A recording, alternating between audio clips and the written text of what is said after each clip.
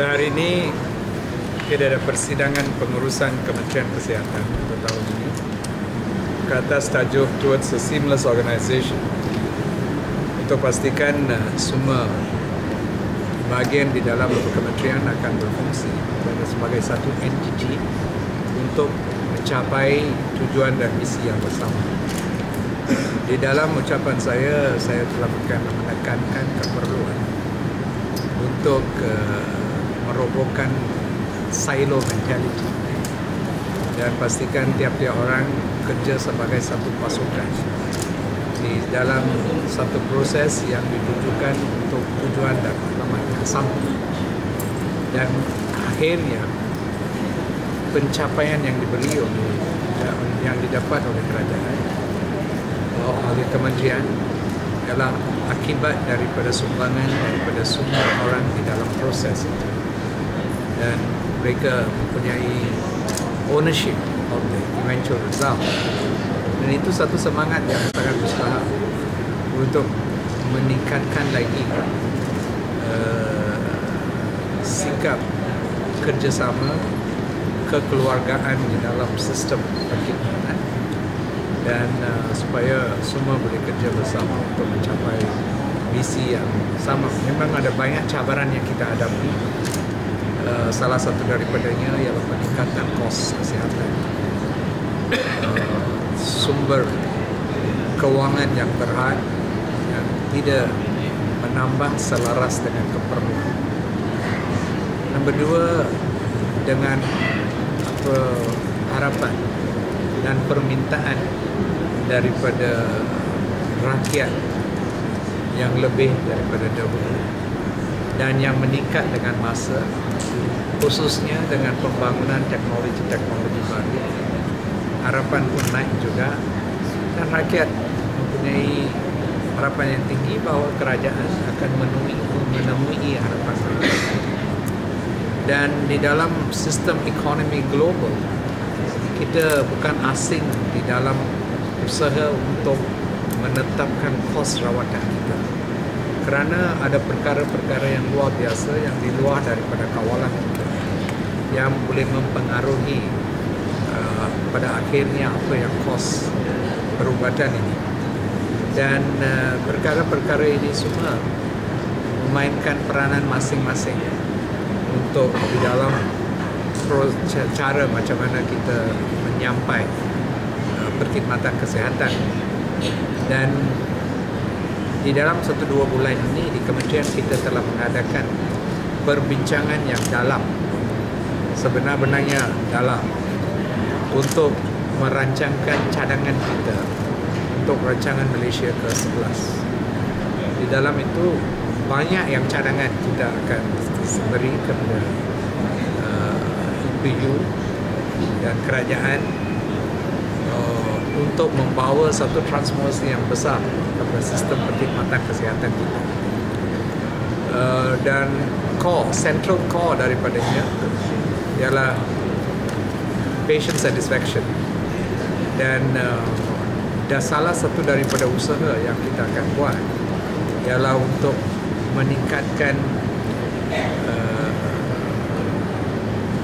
ownership atau empowerment kepada rakyat pada keseluruhannya, supaya mereka mempunyai tanggungjawab dan mereka diberi peluang dan pilihan lebih untuk menjaga kesihatan mereka secara lebih baik.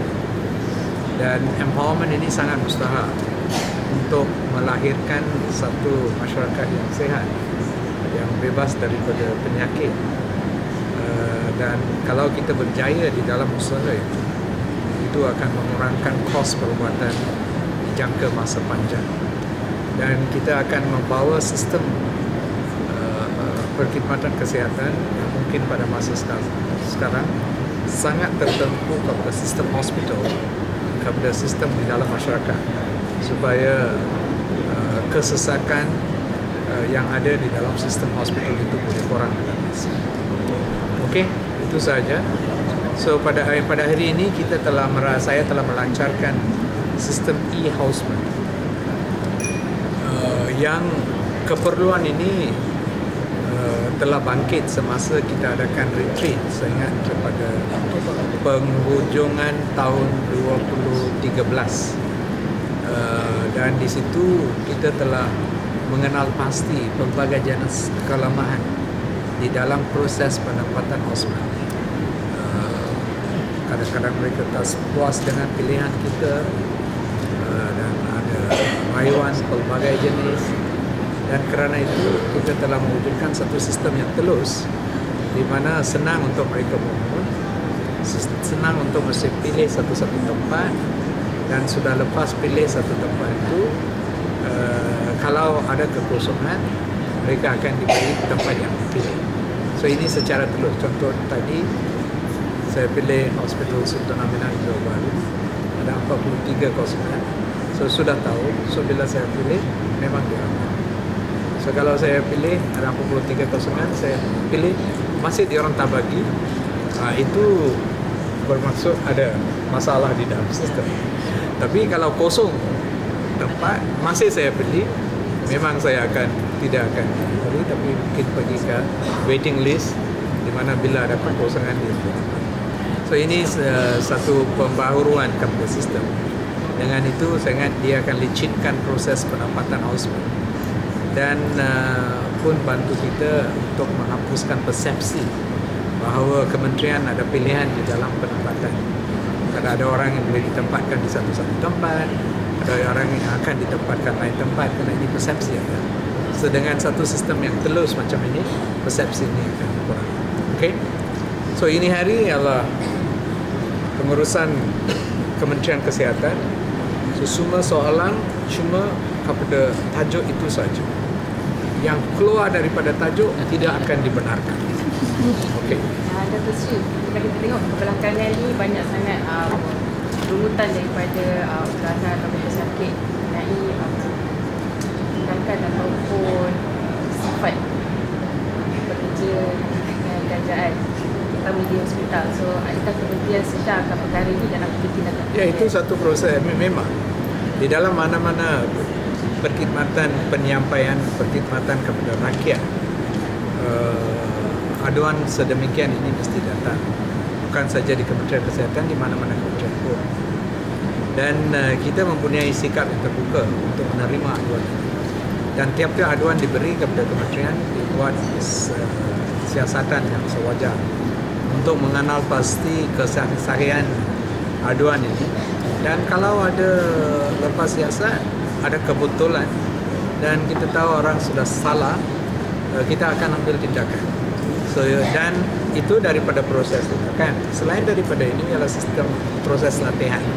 Saya sentiasa menegaskan di dalam postcard, di dalam masyarakat-masyarakat yang lain, supaya kita sentiasa kena meningkatkan ini. Khususnya contohnya communication skill. Banyak daripada masalah kita nampak, mereka don't communicate well. Dan dalam bidang perubatan, communication ini sangat besar. Kerana kita mesti beri penjelasan. Dan mereka supaya mereka puas dengan penjelasan ini. Dan ini komunikasi yang paling mustahil, dan saya mengakui bukan semua orang mempunyai communication skills yang very good. So kita kena menerima bahawa manusia ini berbeza di dalam kebolehan mereka, dan yang mungkin tak berapa fasih kena diberi latihan lanjutan supaya mereka boleh lebih baik dalam komunikasi. Ya.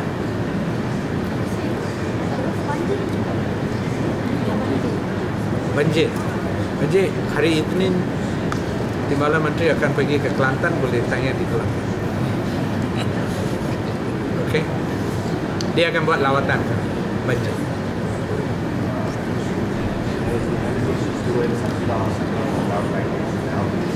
Which hospital? Oh, that girl's case. I think our bahagian amalan is investigating it. Is it public sometimes? They think once they post in the Facebook, the issue has been reported. So this particular case became very viral on Facebook. But actually, officially, they didn't come to see it until I think one of the media people contacted and asked me, see, this is going on. So you tell them to come and report. And after that, they came and saw me. Then I told them, after listening to the story, you make a report to Bahagian Amalan. So we will actually investigate it. And I've instructed Amalan to call Asmita Hospital and do a thorough investigation to see whether there's actually any lapse in the way they have actually handled the case. So I think that process is going on. I've not got the final report.